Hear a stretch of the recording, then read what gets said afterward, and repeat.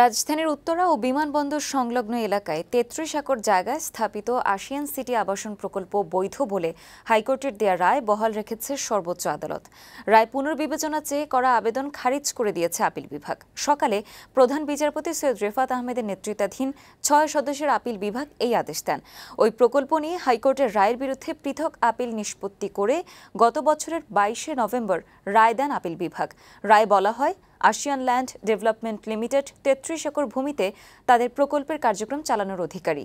সেই রায় পুনর্বিবেচনা চেয়ে রিট আবেদনকারী পক্ষ ও রাষ্ট্রপক্ষ এবছর পৃথক আবেদন করে।